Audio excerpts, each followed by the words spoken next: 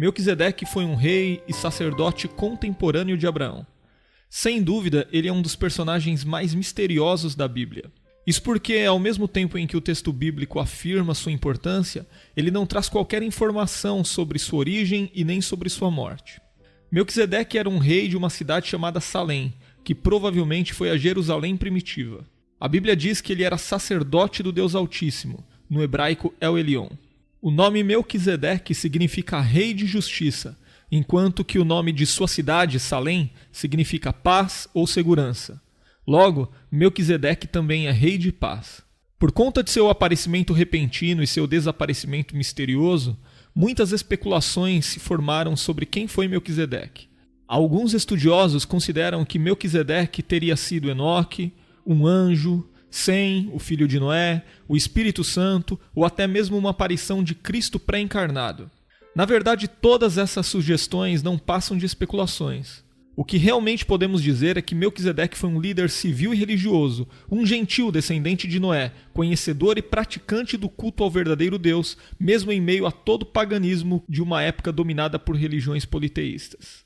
A Bíblia claramente afirma que Melquisedeque era um sacerdote do Deus Altíssimo, porém alguns estudiosos propõem algumas objeções a essa informação.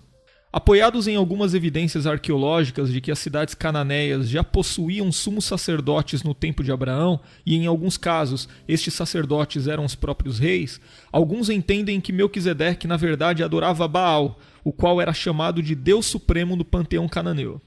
Outros acreditam que Melquisedeque não tinha uma concepção de Deus único, e sim de um Deus dos deuses, ou seja, embora ele reconhecesse Deus como Altíssimo e Criador dos céus e da terra, ainda assim ele não tinha uma ideia puramente monoteísta, talvez algo parecido com o que ocorreu com o rei Nabucodonosor no livro do profeta Daniel.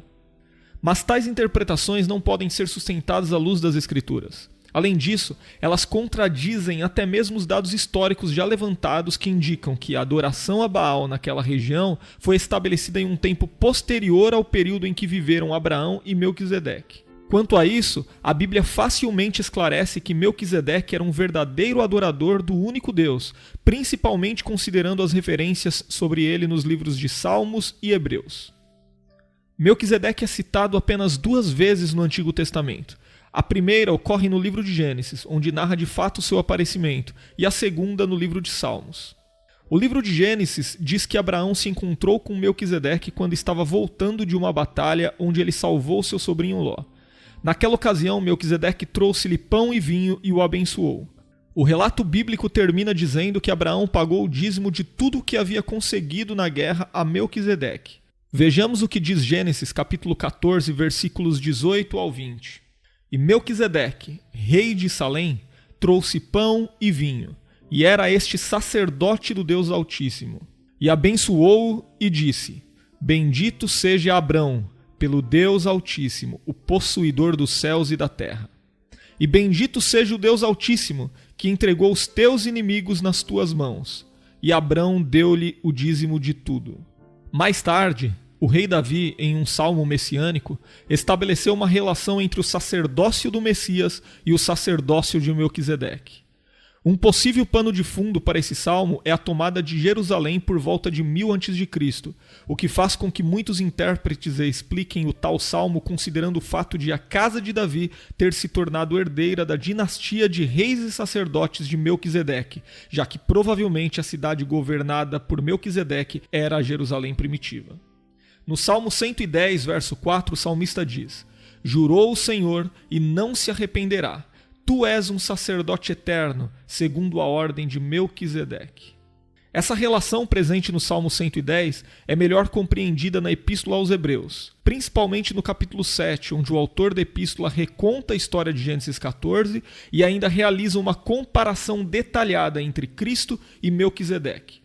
Entre os versículos 1 e 3 do capítulo 7 de Hebreus, lemos: Porque este Melquisedeque, que era rei de Salém, sacerdote do Deus Altíssimo, e que saiu ao encontro de Abraão quando ele regressava da matança dos reis, e o abençoou, a quem também Abraão deu o dízimo de tudo, e primeiramente por interpretação, rei de justiça e depois também rei de Salém, que é rei de paz, sem pai, sem mãe, sem genealogia, não tendo princípio de dias nem fim de vida, mas sendo feito semelhante ao Filho de Deus, permanece sacerdote para sempre.